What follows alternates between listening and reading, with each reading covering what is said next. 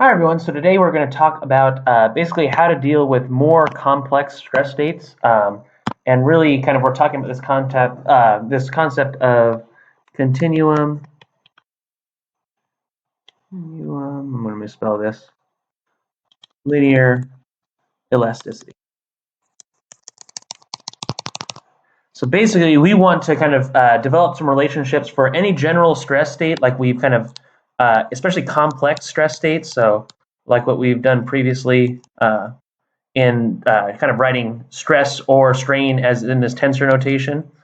So if I have a complex stress state like this, I have here maybe some compression on the other side and some shear, all this good stuff. I want to be able to relate a relationship that says for a given stress, what is the strain or vice versa. I need to kind of relate these two. So we're going to kind of develop those expressions. We're going to kind of we're going to take it step by step and look at kind of a biaxial stress state first, and then build up into 3D. A quick kind of aside, I kind of teased it in the last video. We do have a relationship. So if we know that stress is a second-rank tensor, or we've kind of been writing it in this kind of subscript notation as well. So if I have stress ij, I can relate that toCijkl epsilon KL. This equation holds for basically anisotropic.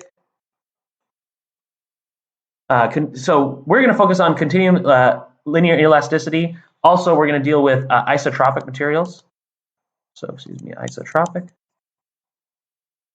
You can read that in the notes. Sorry for the poor handwriting. But basically, an isotropic material, so like let's take a material property like the Young's modulus. An isotropic material, the Young's modulus is the same if I measure the Young's modulus along the basically one direction, two direction, or the three direction.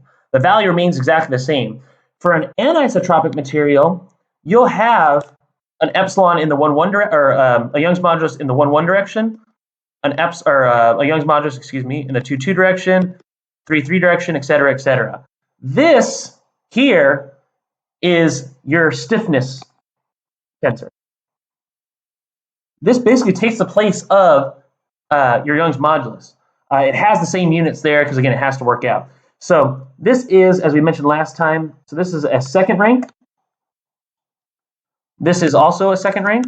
This, there's four subscripts here. This is a fourth rank tensor. And we're going to kind of actually look a little bit in a second. But anyways, anisotropic materials will vary depending on the direction that they're basically applied. One really prominent example of this is titanium, highly anisotropic material. So titanium, especially when it's HCP in that phase, along the kind of, so we know that our, should I even try to draw this? When we have our hexagonal close pack system, we know we have that kind of elongated C-axis. So when you pull along the C, it is much stronger, or much stiffer, excuse me. Again, language is important here. It is much stiffer along that kind of elongated. So we have our hexagonal close pack structure. I knew I shouldn't have drawn this. Anyways, along the elongated C-axis, it is much stiffer than in the other direction. So along, transverse to that direction. So titanium is a highly anisotropic material when it comes to stiffness and other properties as well. So what does that fourth rank tensor look like? We knew that this had 9 independent components, or initially before we kind of used symmetry arguments to reduce it. This will initially have 81 independent components.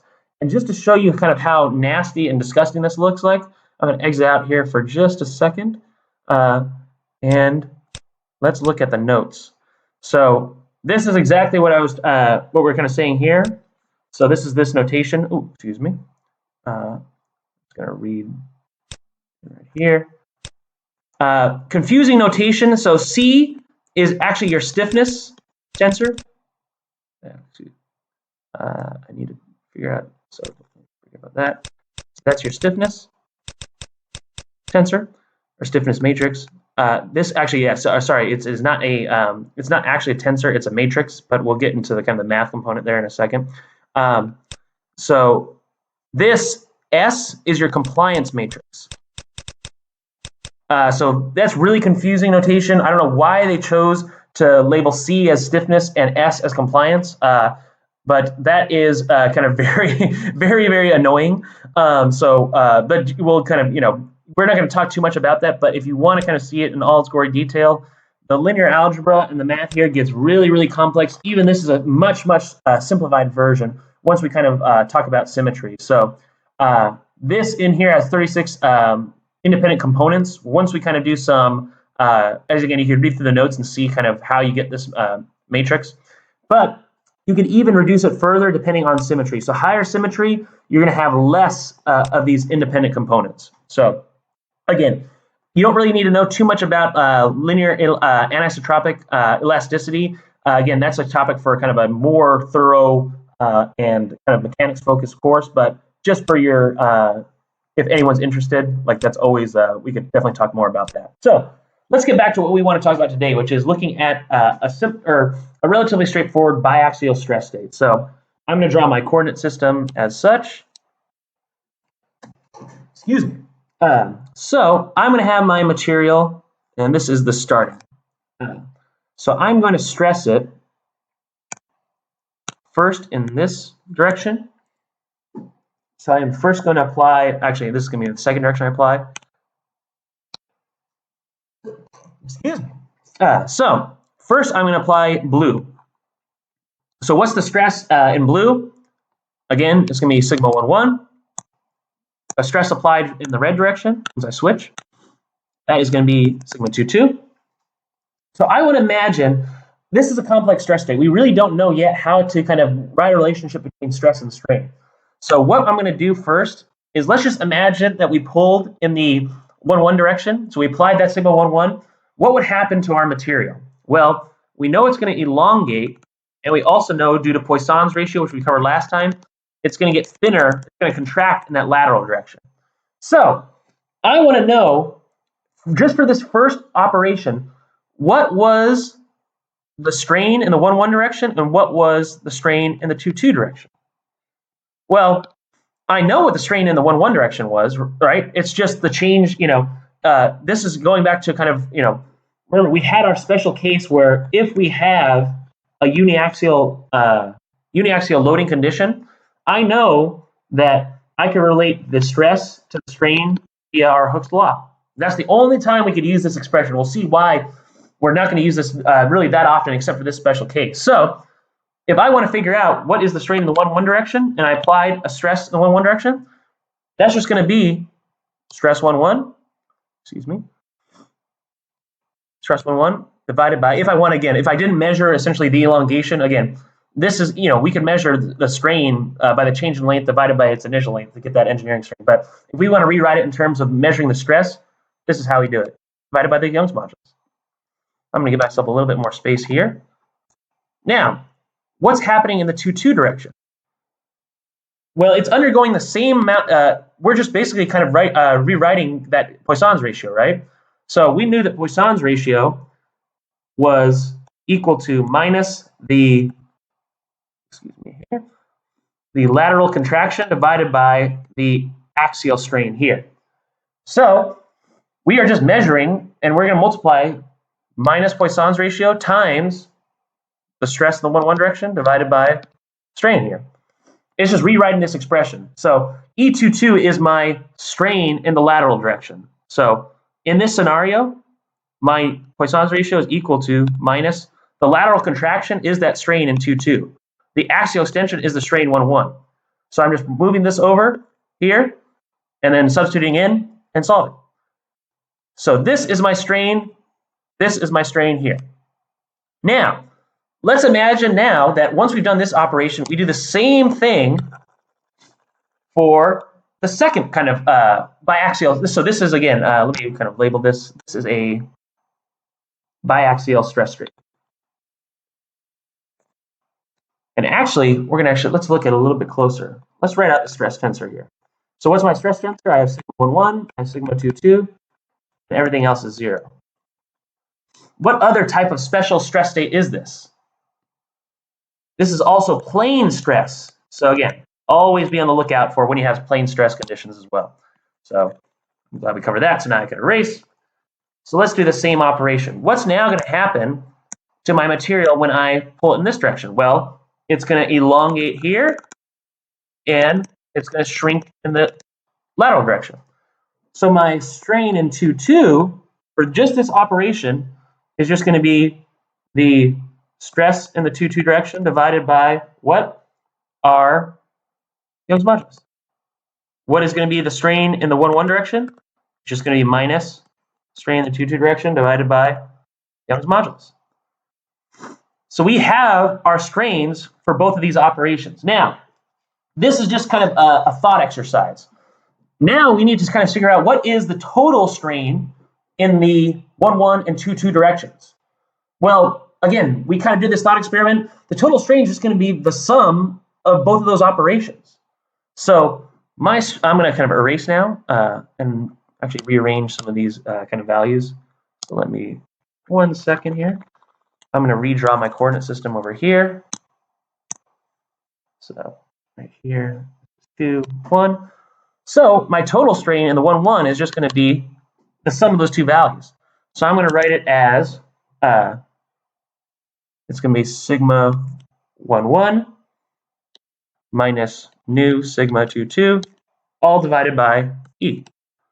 Sigma 2-2 is going to look very similar, except one thing is switched.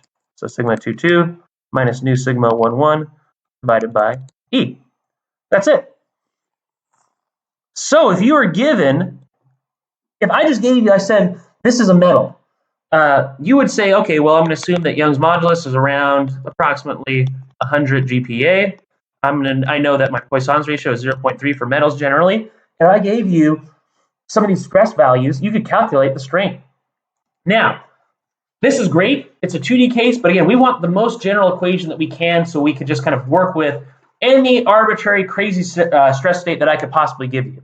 So there's a really, really nice equation. Again, it's derived in the notes. It comes from this kind of anisotropic linear elasticity theory, but we could use it here. So I'm going to give it to you. If you're interested, please read, again, the OER, and let me know if you want me to do another video showing that derivation, but I have a feeling it's not going to be too too popular of a request. But again, it's still important to know, and please, if you have any questions, let me know as you go through it. So I can write any strain that I'm interested in by using the following equation. So 1 over E and 1 plus nu times sigma j minus nu sigma kk.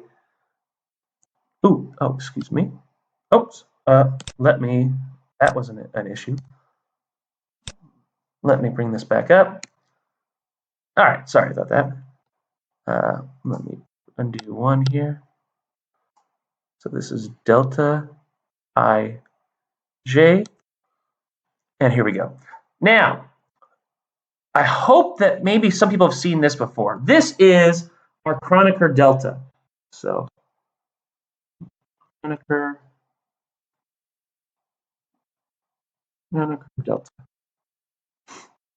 Our Kronecker delta, this delta ij, this is going to be equal to 1 when I equals j.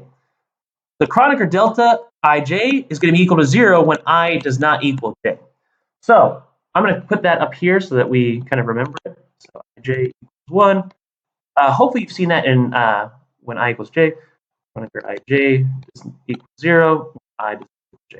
Hopefully you've seen this in math somewhere. The Kronecker delta is a really, if you take more math courses, you'll definitely see this pop up over and over and over again. So keep that in mind. And again, it's an impressive thing that you could kind of bring up when you take higher level math courses. Anyways, let's look at, again, trying to see how we work with this expression, because it's not kind of easy to deal with. So let's say I want to write the strain in the 1-1 direction. Well, all I'm going to do is just kind of plug in and chug here. So this is equal to 1 over E times 1 plus nu times sigma 1-1. Now, if I is equal to j, or this kk notation, you always have to subtract. Basically, kk is saying you need to subtract from all of the, when the indices are the same. So we're going to have to subtract minus, because we know that I is equal to j here, so our Kronecker delta is 1, so we have to take into account this part of this expression here. We'll see it's a lot easier when I does not equal j. So, but for kind of normal strains, we're going to have to subtract from minus nu sigma 1, 1, minus nu sigma 2, 2, minus nu sigma 3, 3. So we're going to see that this cancels out with this one here, and you're left with an expression like this, where it's 1 over e times sigma 1, 1 minus nu, I'm just going to rewrite this nicer, sigma 2, 2 plus sigma 3, 3. Now, you'll notice from our previous problem where we were dealing with just plain stress, we obtained the exact same expression if you assume that this is 0.